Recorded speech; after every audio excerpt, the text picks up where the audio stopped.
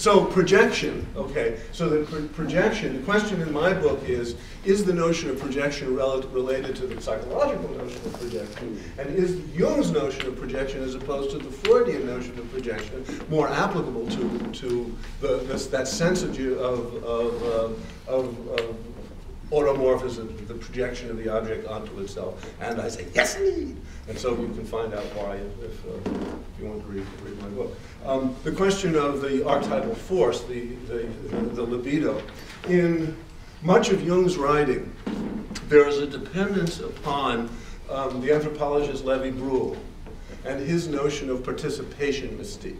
And so his understanding of what the actual source of shamanic magic and the trance state is, that, this is Jung's understanding, that the libido spills itself to an infinite degree in the pre-rational mind. So the tribal peoples, shamans, and so forth, there's no limit to the projection of their energy into objects that fascinate them, and therefore there is the participation mystique is the common ground between psychosis and tribal consciousness. There's a wonderful point in one of the poems, anybody can tell me who knows exactly where it is, I know where it is, but I don't know right in a minute, where he says the poets whose minds have reached the point where the poet knows order, are for participation mystique.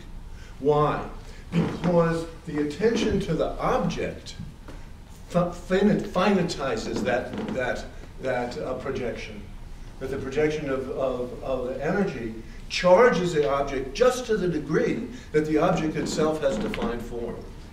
So the notion of this projection of projection is linked to the idea of the conditions under which one could be for participation mystique, so that objects become alive, but they don't produce an infinite bleeding of the psyche into the projective God there.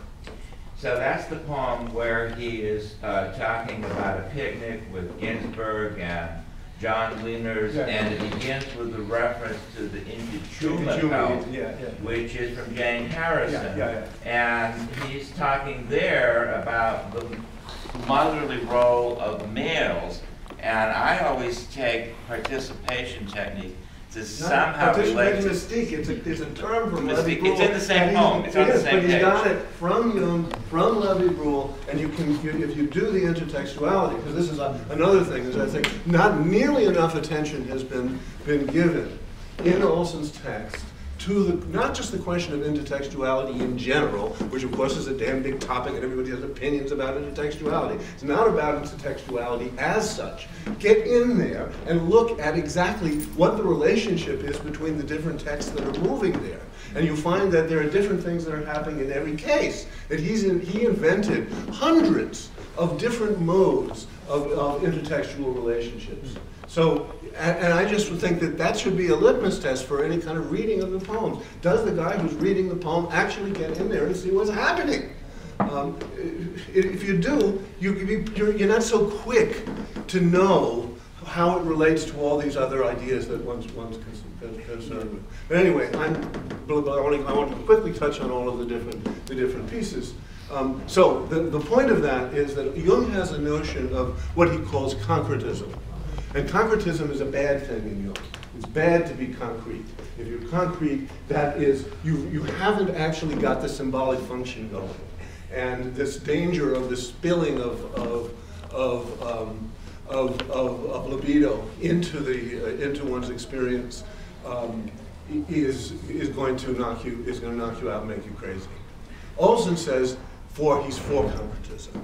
And so concretism is the point of Olson's what I call synthesis. I don't think I use the word in the book, but Jungian heresy.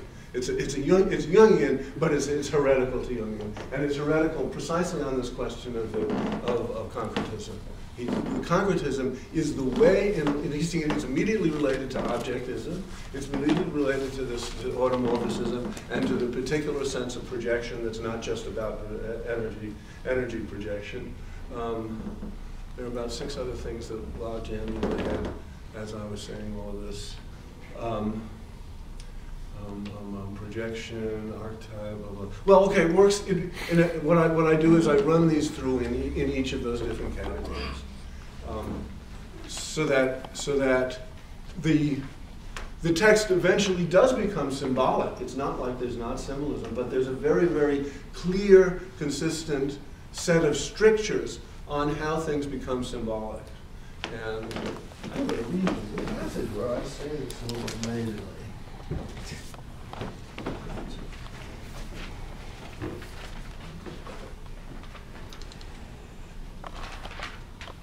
It works out so consistent. Oh, I know what it was. It was, of course, to where the archetypes are.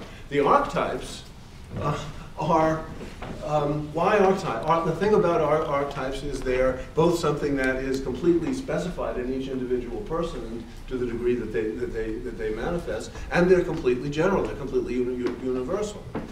Olson says the organs slung in the body, in the cave of the body.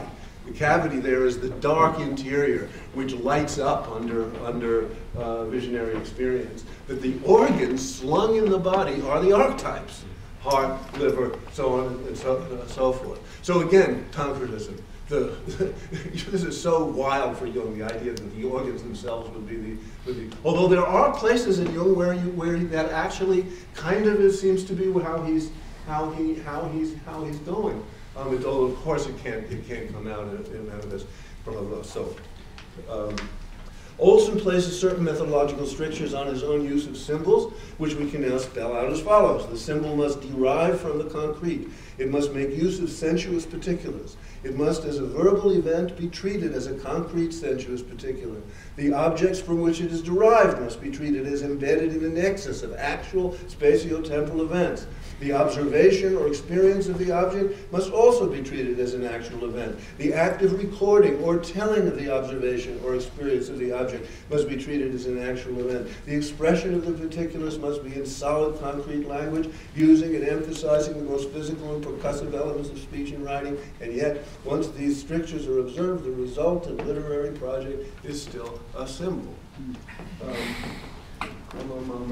So you can follow that all the way through. The name of the text that he writes at the end is The Secret of the Black Chrysanthemum.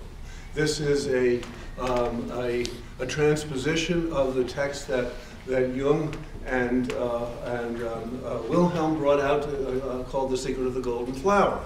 So the black chrysanthemum is the black gold flower, and this appears at various different points in the Maximus poems. But on this text, why the black gold flower? He develops the color black as having to do with carbon, having to do with the fourfold structure of the carbon atom. So where is Ken?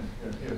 The fourfold that appears in various different texts, and which is, of course, important in the structure of the mandala and the fourfold image of the psychological functions that Ken was talking about, is also the structure of the carbon atom. And so black, Pennsylvania, coal, the Carboniferous becomes a metonymy for exactly that direction of the attention to the concrete. So the black golden flower, it's like the golden flower in Taoist alchemy, which is what this text is. The text is, the Jungian Chinese text is about that, except it's concretized. It's brought even more into the body. Now, I was saying this before, that if a lot of criticism has been brought in recent years to that book because it, in a sense, archetypalizes and symbolizes these Chinese texts, which are themselves very material and very, very concrete. If you study Taoist yoga in terms of Qigong practices or Tai Chi practices in which the circulation of energy is moving through the body and through the organ, there's an incredibly particular physical, concrete sense of that. And that's the direction which Olson is going, even though the source for that stuff is coming from this Jungian deal. So black gold flower, black chrysanthemum, more concrete. The entire treatment of language as being based on puns. We have 2 minutes. Okay. Okay. Well, the rest of my thing I will speak to everybody. It's fast nur noch lasten, ich habe nur gebarget. Mili putu pufu suimi ka pufu sundustine rablo la rambos que de boala. Escoli chula pufu números. Le piparas que chune ka pufu stushi ma.